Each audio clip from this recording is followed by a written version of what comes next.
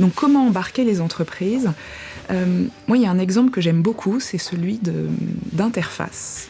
Alors, Interface n'est pas très connu et fait pas rêver parce que c'est le leader mondial des moquettes. Oui, effectivement. J'étais en train de chercher dans ma pensée Interface. Je pensais à une association, à une ONG. Et j'aime beaucoup cet exemple parce qu'en fait, le PDG a pris conscience un jour de l'impact de son entreprise. On produit des moquettes qui ensuite sont jetées et partent en enfouissement. Et du jour où il a pris cette conscience de ça, il s'est dit « Comment je peux faire pour... Qu'est-ce que je peux faire ?» Il aurait pu quitter son entreprise, la revendre et aller monter un business plus durable. Il a choisi d'aller voir son comité exécutif, de leur dire « Écoutez, aujourd'hui, j'ai pas la solution, je ne sais pas comment faire. Je pose ça sur la table et voyons ensemble comment faire pour transformer ce business model. » Ça a pris plusieurs années. Aujourd'hui, ils sont devenus leaders mondiaux sur leur marché de moquettes. Ils sont entrés dans l'économie de la fonctionnalité, c'est-à-dire qu'ils proposent de louer les moquettes plutôt que de vendre et d'être propriétaires, ce qui fait qu'ils mettent sur le marché des produits plus durables. Il y a tout un service associé. Ils se sourcent en produits renouvelables et écologiques avec l'intention d'embarquer les salariés, d'embarquer les clients, les fournisseurs. Et alors là, on voit qu'une entreprise comme ça a un impact pour tout son environnement, tout son écosystème. Et là, on est dans de la transformation en profondeur. Donc je trouve cet exemple intéressant. Oui, parce qu'en plus, c'est pas un secteur au départ qui fait vraiment rêver. On se dit à moquette, c'est un produit effectivement entre guillemets sale d'un point de vue environnemental qui laisse une empreinte élevée. Et là, finalement, il transforme ce handicap en finalement une vraie valeur ajoutée, quoi. Oui, qui à la base est un produit fibre plastique, donc énergie fossile. Et comment faire de cette contrainte au final, une opportunité et un impact positif. Alors j'aime beaucoup votre discours parce qu'il m'évoque dans le domaine du coaching, nous souvent on dit c'est important de sortir des monologies où nous opposons les discours, de rentrer au moins dans une dialogie, c'est le « et », nous mettons les discours les uns à côté des autres et nous essayons de faire en sorte qu'ils prennent de la cohérence. Et j'allais dire que ce que nous aimons aussi faire, c'est essayer de faire de la téléologie, c'est-à-dire vraiment de donner du sens à partir de ces pensées que nous associons. Donc j'aime évidemment beaucoup votre discours. Je sais que vous avez été très contributrice pour la COP21.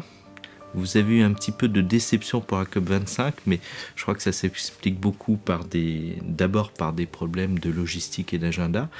Et j'avais envie de vous dire, par rapport à ce que vous avez vécu à travers la COP21, quel serait votre plus bel espoir par rapport à la COP26 qui arrivera dans quelques temps ?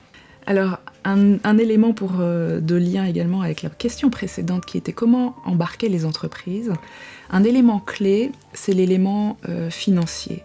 Les entreprises vont aller vers des solutions plus vertueuses si ça leur coûte pas plus cher. Donc tout l'enjeu est de comment mettre en place les mécanismes d'incitation pour aller dans la bonne direction. C'est là où les gouvernements, les États ont un rôle à jouer, et aussi bien sur la partie réglementaire que sur la partie incitation financière, par exemple en réduisant la TVA sur les matières recyclées. Voilà. Donc cette partie financière est extrêmement clé pour embarquer les acteurs économiques que sont les entreprises.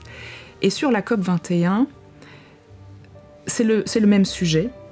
Au-delà des engagements qu'ont pris les États qui ne sont pas suffisants pour atteindre l'objectif qui a été fixé à la COP21 de limiter le réchauffement climatique à 2 degrés, voire 1,5 degré,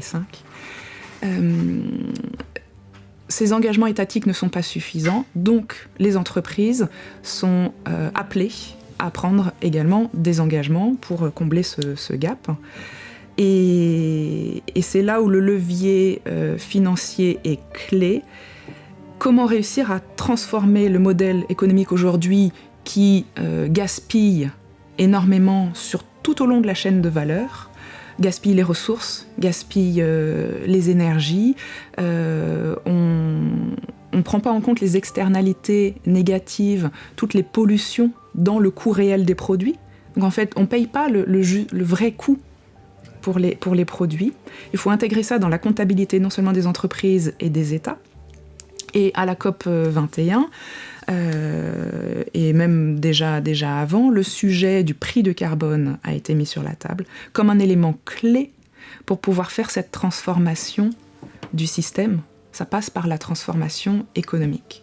Donc en mettant un prix du carbone suffisamment robuste et stable, ça permet de renchérir le coût des solutions plus polluantes. Et à l'inverse, on peut favoriser les solutions plus vertueuses, plus écologiques. D'ailleurs, vous m'évoquiez pendant notre temps préalable de préparation le fait qu'on sous-estime beaucoup ou on méconnaît l'impact du méthane aussi. Alors je voulais en profiter pour le citer, on n'aura pas le temps d'aborder évidemment tous les sujets aujourd'hui, mais ma vie a expliqué ça et c'est très intéressant. Finalement, ce que j'entends aussi, et c'est marrant parce que ça me renvoie à ma toute première compétence d'origine qui était de l'économie, de la gestion et notamment de l'économie politique, ce qui m'a beaucoup intéressé autour des régulations publiques, autour des gouvernances, autour des marchés, c'est que vous êtes en capacité de faire un lien entre micro et macro, et c'est vraiment ce qui nous intéresse à l'occasion de ce colloque. Moi, ça me renvoie aux apprentissages que j'avais, on me disait, tu sais, c'est un no bridge entre la microéconomie et la macroéconomie. Et à l'époque, ça me choquait beaucoup. Et on m'expliquait très très bien, par des modèles mathématiques, pourquoi il n'y avait aucune passerelle entre le micro et le macro. C'est quand même assez exceptionnel. Et ça, c'était les années 80, c'est pas si vieux que ça. Et je vois à quel point nous sommes vraiment en train de changer de paradigme. Et je pense qu'enfin, ça va atteindre la science de l'économie politique, enfin, je l'espère.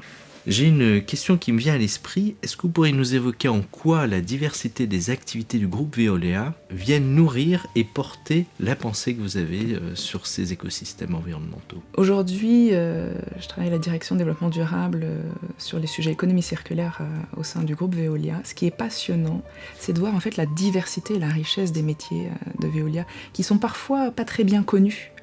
Mais les hommes et les femmes au sein de Veolia, à travers tous les pays sur tous les continents, œuvrent quotidiennement pour collecter les déchets dans les rues, nettoyer les rues, s'assurer de la propreté, et traiter et valoriser tous les types de déchets qui existent. Bien évidemment, la poubelle de déchets ménagers qu'on a en tête, bien évidemment le sujet des plastiques, pour éviter que les plastiques se retrouvent dans les rivières qui arrivent à l'océan.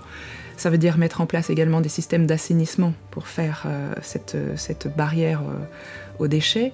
Et je disais tous les types de déchets, c'est-à-dire que on développe des expertises et des innovations pour traiter les déchets dangereux, les déchets médicaux, les batteries, les solvants, les peintures, les trains, les plateformes pétrolières, les bateaux, les avions, les panneaux photovoltaïques, les batteries, voilà. Les lampes à incandescents, enfin les lampes à fluo compacts. Voilà, les écrans, tous les appareils électroniques. Donc vraiment, quand on parle déchets, on ne se rend pas forcément compte en fait de tout ce c'est dans tout notre quotidien.